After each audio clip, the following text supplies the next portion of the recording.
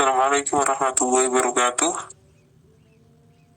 Perkenalkan, nama saya Khulis Muhyiddin. Di sini saya akan menjelaskan tentang greenwashing, yaitu kegagalan berulang proyek food estate yang ada di Kalimantan. Sebelumnya saya akan menjelaskan tentang greenwashing, di mana greenwashing ini adalah istilah yang digunakan untuk menggambarkan praktek perusahaan atau organisasi yang memberi kesan seolah-olah mereka peduli terhadap lingkungan atau ramah lingkungan, padahal sebenarnya tidak. Selanjutnya, kegagalan berulang food estate. Ribuan hektar sawah terbengkalai dan beralih menjadi kebun sawit. Analisa etika bisnis, menurut pendapat saya bahwa saya tidak setuju dengan cara proyek food estate ini dijalankan, terutama dalam hal perubahan fungsi lahan dari sawah menjadi kebun sawit. Tujuan awal proyek ini adalah untuk memperkuat ketahanan pangan nasional, tetapi pelaksanaannya justru melenceng. Lahan yang seharusnya menjadi penghasil beras dan bahan pangan lainnya malah berubah menjadi komoditas ekspor sawit yang tidak menyentuh langsung kebutuhan pangan pokok masyarakat. Masalahnya bukan hanya pada perubahan fungsi lahan, tetapi juga pada perencanaan yang tidak matang, minimnya pelibatan masyarakat lokal, dan pengabaian terhadap ekosistem gambut yang sangat rentan. Ini menunjukkan bahwa proyek lebih didorong oleh kepentingan ekonomi jangka pendek, bukan keberlangsungan pangan nasional atau kelestarian lingkungan. Jadi greenwashing ini bisa juga adanya penipuan, sering terjadi penipuan. Isu etika bisnis yang muncul, yang pertama ada greenwashing. Proyek ini semula diklaim sebagai upaya memperkuat ketahanan pangan dan menjaga keberlanjutan. Namun hasil di lapangan tidak sejalan dengan klaim tersebut. Lahan justru terbengkalai atau diubah menjadi perkebunan sawit yang bertentangan dengan nilai-nilai keberlanjutan pangan dan lingkungan. Yang kedua, ketidakterbukaan informasi. Tidak adanya transparansi kepada publik mengenai kegagalan dan pergeseran orientasi proyek adalah bentuk pelanggaran prinsip transparansi. Sedangkan dalam etika bisnis, transparansi itu sangat penting. Yang ketiga, mengabaikan masyarakat. Banyak petani lokal yang tidak dilibatkan dalam perencanaan maupun pelaksanaan proyek.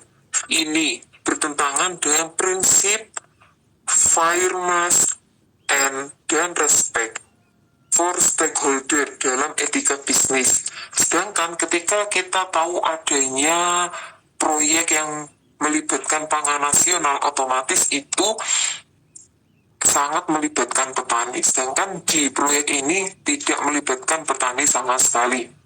Selanjutnya ada nilai etika bisnis yang dilanggar. Yang pertama, tanggung jawab sosial.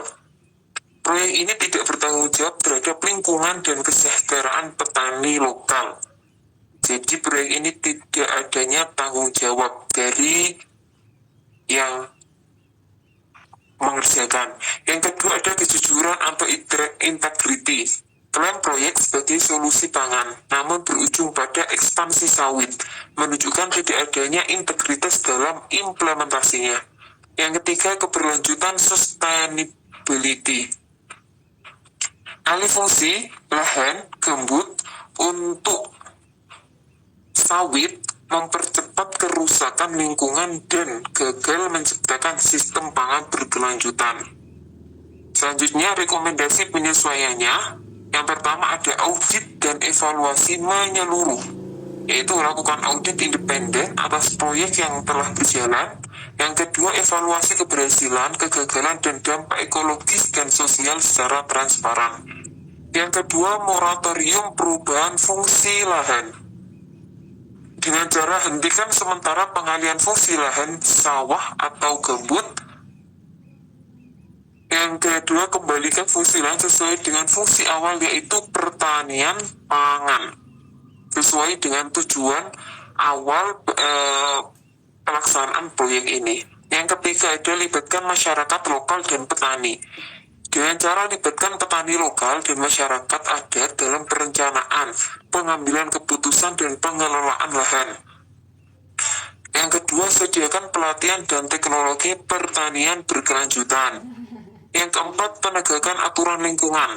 Terapkan sanksi bagi pihak yang melanggar izin atau melakukan perusakan lingkungan. Yang kedua, dengan cara perkuat pengawasan terhadap konversi lahan di wilayah rawan ekologis seperti gambut. Yang kelima, fokus pada diversifikasi pangan lokal.